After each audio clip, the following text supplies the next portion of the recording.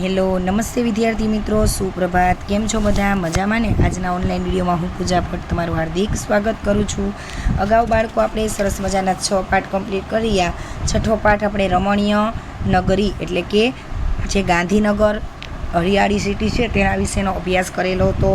હવે આજે આપણે સુભાષિતનો મતલબ બાળકો તમે જોતા આવો છો। ધોરણ 6 થી આપણે સંસ્કૃત જ્યારે ચાલુ થાય ત્યારથી સુભાષિત આવે છે। સુભાષિત એટલે કે સુભાષિતો સંસ્કૃત સાહિત્યમાં સુભાષિતોનું વિશિષ્ટ સ્થાન છે। સુભાષિત આપણને નીતિ એટલે કે આપણે વ્યવહારની સમજ આપે। આવું જ્ઞાન દરેક માણસને જીવનમાં બહુ ઉપયોગી થાય। જીવનમાં આવતી અનેક આપણને આપણી ઉપર સમસ્યાઓ જે આવે તે સુભાષિત દ્વારા સાચું માર્ગદર્શન આપે છે। તો અહીંયા આપણે એવી 7 સુભાષિતાની છે જે આપણે આપેલી છે તે આપણે જોવાની। એક કરતા પાઠ્યની અંદર 6 સુધી આપેલી છે તે જોતા જશું। પુસ્તકમાં રહેલી પહેલાંમાં કીધું છે તે પુસ્તકમાં રહેલી વિદ્યા અને પારકાના હાથમાં ગયેલું ધન જરૂર પડે ત્યારે કામ આવતા નથી। બીજામાં પણ એવું શીખેલું છે તે આ શ્લોકમાં આ કારાંત એટલે કે વૃક્ષ વૃક્ષમ વૃક્ષેણ વૃક્ષાય બધા અલગ અલગ વૃક્ષની વાત કરેલી છે। પછી ત્રીજામાં વૃક્ષ શબ્દમાં પંચમી ષઠમી સંબોધન એકવચનના રૂપો એટલે કે વૃક્ષાત, પછી વૃક્ષસ્ય, વૃક્ષે, હે વૃક્ષ અલગ અલગ સંબોધન આપેલા છે તે પ્રમાણે જોતું જવાનું। ચોથામાં કીધું છે આપણા વ્યવહારથી જ લોકો આપણા મિત્ર અને શત્રુઓ થાય છે। આપણે કેવો વ્યવહાર રાખી છીએ તે ઉપર આધાર રાખે છે। પાંચમામાં કીધું નદીઓ, વૃક્ષો અને વાદળા દ્રષ્ટાંતો દ્વારા સત્પુરુષની એટલે કે સત્પુરુષો જે છે એને પરોપકાર વૃત્તિ સમજાવી છે। પછી છઠ્ઠામાં ગંગા, સિંધુ અને ભારતની 15 પવિત્ર નદીનું પાવન સ્મરણ કરવામાં આવેલું છે। પછી છેલ્લે કીધું ચંદન, શેરડી અને સુવર્ણના ઉદાહરણ દ્વારા સજ્જન પુરુષોના શ્રેષ્ઠ સ્વભાવનો પરિચય આપેલો છે।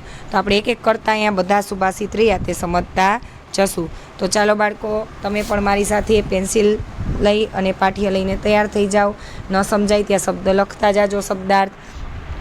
પહેલાં હું આખું સુભાષિત બોલી જાઉં છું। પહેલું પુસ્તકેષુ હિ યા વિદ્યા પર હેતુષુ યદ ધનમ કાર્યકાલે સમુત્પન્ને ન સા વિદ્યા ન તદ ધનમ। હવે તેના ભાષણ શબ્દાર્થ કહું છું। પુસ્તકેષુ એટલે કે પુસ્તકમાં, હિ એટલે કે ખરેખર, યા વિદ્યા યા એટલે કે જે વિદ્યા, પર હેતુ એટલે કે પારકાના, હસ્તે શું એટલે કે હાથમાં, પારકાના એટલે કે બીજા માણસોના હાથમાં, કાર્યકાલે સમુત્પન્ને જ્યારે જરૂર પડે ત્યારે, સા એટલે કે સ્ત્રી સર્વનામ આપેલું છે તે, સાનો મતલબ તે, યદ ધનમ એટલે કે તે ધન। હવે બાળકો શબ્દાર્થ જોયા ત્યાર પછી એનું ભાષાંતર બોલું છું। જે વિદ્યા પુસ્તકમાં રહેલી છે અને જે ધન પારકાના હાથમાં, જે ધન એટલે કે પૈસા બીજાના હાથમાં રહેલું છે તે વિદ્યા અને તે ધન જરૂર પડે ત્યારે કોઈને કામ આવતા નથી। જો આપણી પાસે જ્ઞાન અને આપણી પાસે પૈસા હોય એ આપણને કામ આવે, બીજાના પૈસા અને બીજાની વિદ્યા રહી એ આપણને કોઈ દિવસ કંઈ કામ આવતી નથી। બીજું છે વૃક્ષ ફલાન્વંતી ભાતિ વૃક્ષધુનયતે કપિ વૃક્ષેણ વાર્યતે તાપમ જલમ વૃક્ષાય દીયતે વૃક્ષાત પતંતી પર્ણાની વૃક્ષસ્ય પ્રસરો મહાન વૃક્ષે ખગઃ નિકુંજંતી વૃક્ષધાન્યોસી ભૂતલે। હવે એમાં આપેલું છે ફલાન્વિતી એટલે કે ફળોથી જે ભરપૂર રસવાળું હોય તે ભાતી એટલે કે શોભે છે। વૃક્ષની અંદર ફળ લટકતું હોય તો કેવું સરસ મજાનું શોભી ઉઠે। ચીમડાઈ ગયેલું, કરમાઈ ગયેલું ફૂલ હોય અથવા તો ફળ હોય તે આપણને ગમતા નથી એટલે કે તેની શોભા હોય નહીં। વૃક્ષમ એટલે કે વૃક્ષને, ધુનયતે એટલે કે હલાવે છે, વૃક્ષેણ એટલે કે વૃક્ષ વડે, વાર્યતે એટલે કે રોકાય છે, તાપ હોય એટલે કે ગરમી અથવા તો તાપ, વૃક્ષાય વૃક્ષને, દીયતે અપાય છે, ફળોથી ભરપૂર વૃક્ષ શોભે છે। વૃક્ષની અંદર ફળ આવેલા હોય અને એકદમ રસવાળા હોય તો એ કેવા સરસ શોભી ઉઠે। કેરી આંબાના ઝાડ ઉપર હોય તો લટકતી હોય તો નાની કેરી કાચી હોય ત્યારે ન સારી લાગે, મોટી પાકી જાય ને કેરી લટકતી હોય તો કેવી સરસ ભરાવદાર લાગતી હોય। તો વાંદરો વૃક્ષને હલાવે છે, વૃક્ષ પડે તાપ ગરમી રોકાય છે। અને વૃક્ષને પાણી અપાય છે. વૃક્ષ પરથી પાંદડા પડે છે અને વૃક્ષોને હલાવો તો મોટો હોય છે. એટલે કે આપણે ફેલાવો, વૃક્ષ એકદમ ફેલાયેલું, એની શાખા ડાળી રહી એકદમ ફેલાયેલી ઘટાદાર હોય. વૃક્ષ પર પંખીઓનો કલરવ એટલે કે અવાજ થાય છે. ખગઃ એટલે કે પક્ષી, પક્ષીઓ શું કરે? નિકુંજતી એટલે કે કલરવ કરે છે. હે વૃક્ષ, તું ધરતી ઉપર ધન્ય છે. ફળોથી ભરપૂર બીજો અને ત્રીજો રહ્યો ઈ જોજો બાળકો. ન કિંચતી કસ્ય ચિંતમતી ન કિશ્ચિત કસ્ય રીપુ વ્યવહારેણ જાયંતે મિત્રાણી રીપવસ્તથા. ફળોથી ભરપૂર વૃક્ષો શોભે છે. વાંદરો વૃક્ષને હલાવે છે. વૃક્ષ વડે તાપ એટલે ગરમી રોકાય છે. તડકાનો છાંયો આપણને આપે વૃક્ષ. વૃક્ષને પાણી આપણે અપાય છે. વૃક્ષ પરથી પાંદડા પડે છે અને વૃક્ષનો ફેલાવો મોટો હોય છે. વૃક્ષ પર પંખીઓ કલરવ કરે છે. હે વૃક્ષ, તું ધરતી ઉપર ધન્ય છે. પિબંતી નદ્ય સ્વયમેવ નાભ્યમ સ્વયં ન ખાદંતી ફલાની વૃક્ષો નાદંતી સસ્ય ખલુ વારિવાહા પરોપકારાય સતા વિભૂતય. કિંચિત એટલે કે કોઈ, કસ્યચિત કોઈનો, મિત્રમ એટલે કે મિત્ર નથી, રીપુ એટલે શત્રુ, જાયંતે એટલે કે થાય છે. કોઈ કોઈનો મિત્ર નથી અને કોઈ કોઈનો શત્રુ નથી. વ્યવહાર વડે મિત્ર અને શત્રુઓ બને છે. આપણે કોકને એને સારો વ્યવહાર કરી તો તે આપણો મિત્ર બની જાય ને ખરાબ વ્યવહાર કરી તો તે આપણો શત્રુ બની જતા હોય છે.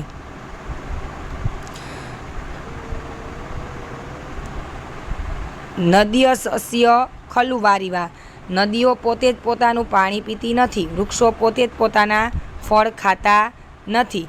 અને વાદળો ખરેખર પોતે ધાન્ય ખાતા નથી. સજ્જનોની સંપત્તિ પરોપકાર માટે જ હોય છે. સજ્જન લોકો એની સંપત્તિ કોના? તો કે પરોપકાર એટલે બીજાને માટે ભલું કરવાની ભાવના હોય છે. ગંગા સિંધુ સરસ્વતી ચ યમુના ગોદાવરી નર્મદા કાવેરી સરયુ મહેન્દ્રતનયા ચર્મવર્ણવતી વેદિકા શ્રીપા વેત્રવતી મહાસુર નદી ખ્યાતા ચયા ગંડકી પૂર્ણા પૂર્ણ જલે સમુદ્ર સહિતા કુર્વંતુ મે મંગલમ. ગંગા એટલે કે ગંગા નદી, સિંધુ એટલે કે સિંધુ સરસ્વતી નદીની વાત કરી છે. યમુના એટલે કે યમુના નદી, જે નદી રહી એ સૂર્યની પુત્રી પણ કહેવાય છે. ગોદાવરી એટલે કે ગોદાવરી નદી એ ગૌતમી નદી તરીકે પણ જાણીતી છે.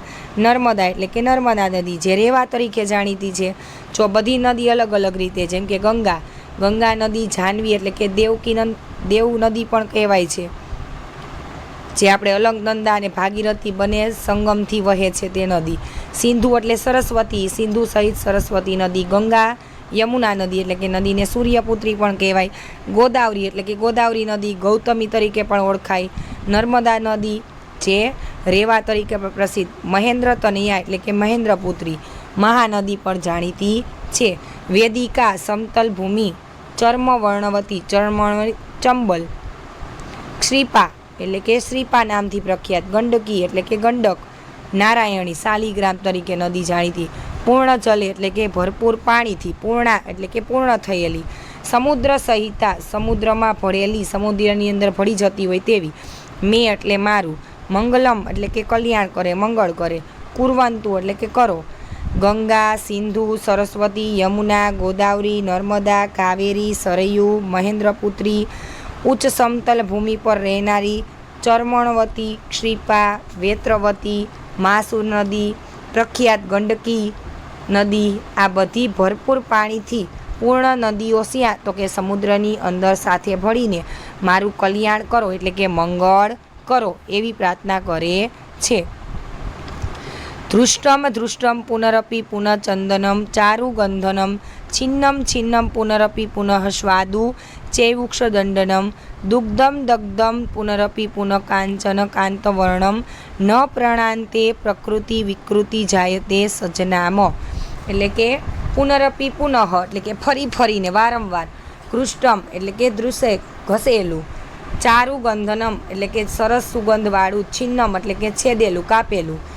ઈક્ષુદંડમ એટલે કે શેરડીનો સાઠો, સ્વાદુ એટલે કે સ્વાદિષ્ટ મધુર રસવાળો, દગ્ધમ એટલે કે તપાવેલું બાળેલું, કાંચનમ એટલે કે સુવર્ણ સોનું, કાંતવર્ણમ એટલે કે સુંદર વર્ણવાળું, પ્રાણાંતે પ્રાણ એટલે કે અંત પ્રાણનો ત્યાગ થાય ત્યાર વખતેનું, સજ્જનામ એટલે કે સજ્જનોનું, પ્રકૃતિ વિકૃતિ એટલે કે સ્વભાવ વિકાર પરિવર્તનમાં ફરક, ન જાયંતે એટલે કે થતો નથી. હવે એનું ભાષાંતર જોઈએ બાળકો, તો કે વારંવાર ઘસવા છતાં ચંદન સુખડ મધુર સુગંધવાળું બને છે. આપણે ચંદન હોય એને એકદમ ઘસી નાખી તો એકદમ કેવું, તો કે સુગંધદાર બને છે. ફરી ફરીને કાપવા છતાં તે શેરડીનો સાઠો સ્વાદિષ્ટ હોય. શેરડીનો સાઠો રહ્યો ઊંચો ને ઊંચો હોય છે, અને કાપી નાખીએ અને પાછો એમાંથી બીજો સાઠો પણ મધુર રસવાળો એટલે કે મીઠો નીકળે બને છે. ફરી ફરીને તપાવવા છતાં એટલે કે સોનાને એકદમ સોની રહ્યો ટીપતો હોય એટલે કે ગરમ કરતો હોય તે તેજસ્વી રંગવાળું થાય છે. પ્રાણો ત્યાગવાનો સમય આવે તો પણ સજ્જનોના સ્વભાવમાં કોઈ પણ પ્રકારનો ફેરફાર થતો નથી. પ્રાણો ત્યાજવાનો એટલે કે જ્યારે આપણે ભગવાન બોલાવે છે, યમરાજાનો સમય થઈ જાય આપણે લેવા માટેનો, ત્યારે એના સ્વભાવમાં કોઈ પણ જાતનો ફેરફાર જોવા મળતો નથી. કોનો? તો કે સજ્જનોમાં. શબ્દાર્થ જોઈએ બાળકો. પર હે તે શું એટલે કે પારકાના હાથમાં, ભાતી એટલે કે શોભે છે, કાર્યકાલે સમુત્પન્ને જ્યારે જરૂરિયાત ઊભી થાય ત્યારે, ધુનયતી એટલે કે લાવે છે, કપી એટલે કે વાનર વાંદરો, વાયતી દૂર કરાય છે, દિયતે અપાય છે, પ્રસરો એટલે કે ફેલાવો, ભૂતલે પૃથ્વી ઉપર, રીપુ એટલે કે દુશ્મન, અંબહ એટલે જળ, શસ્યમ અનાજ, વારી વાહા વાદળો, સત્તામ સજ્જનોની, દૃષ્ટમ ઘસેલું, ઈક્ષુદંડમ શેરડીનો સાઠો, દુગ્ધમ એટલે કે બાળેલું. બાળકો આ સરસ મજાના સુભાષિત તમને એસએમમાં પણ આપેલા છે, તો તેમાંથી પણ વાંચન કરવાનું રહેશે. હવે એનું આપણે સ્વાધ્યાય જોઈ લઈએ.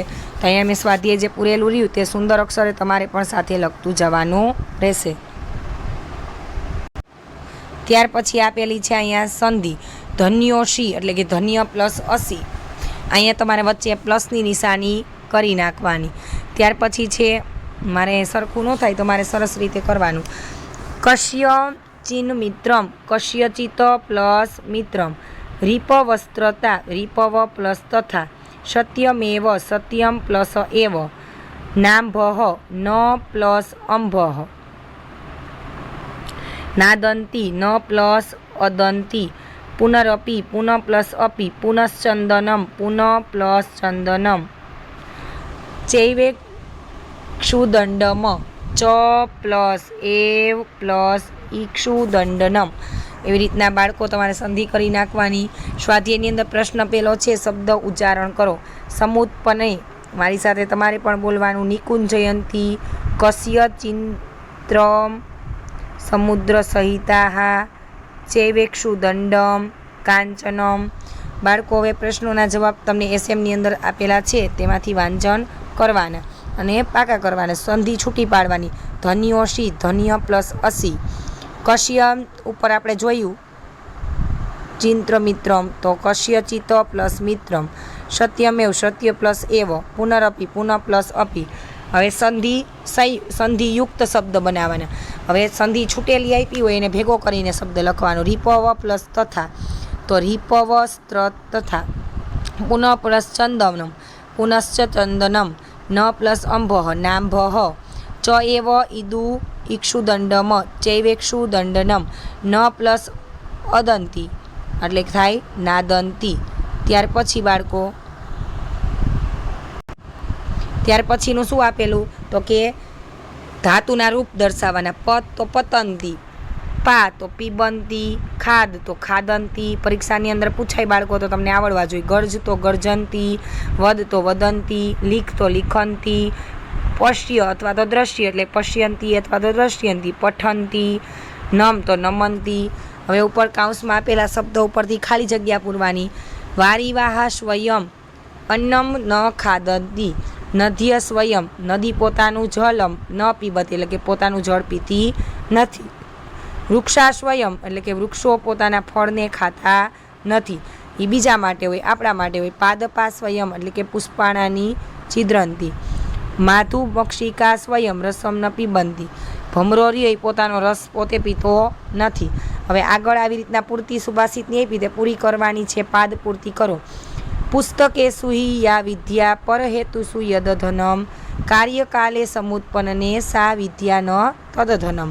બીજું છે પીબંતી નદ્ય સ્વયમેવ નાંભઃ સ્વયં ન ખાદંતી ફલાની વૃક્ષા નાદંતી સસ્યમ ખલુ વારિવાહા પરોપકારાય સતા વિભૂતયા. તો અહીંયા આપણે બાળકો સ્વાધ્યાય પણ પૂર્ણ કરેલું. હોમવર્કની અંદર તમારે આ સુભાષિતનું ભાષાંતર એસએમમાં આપેલું હોય એમાંથી લખીને પાકું કરવાનું રહેશે. હવે મળીશું આપણે નવા વિડીયો સાથે. ત્યારે આપણે પાઠ 8ની ચર્ચા કરીશું. ત્યાં સુધી તમે બધા ઘરે રહો, વ્યવસ્થિત ભણવામાં ધ્યાન દો, વાંચન કરો, ઘરે જ રહો, સુરક્ષિત રહો. Stay safe, stay healthy. Thank you so much.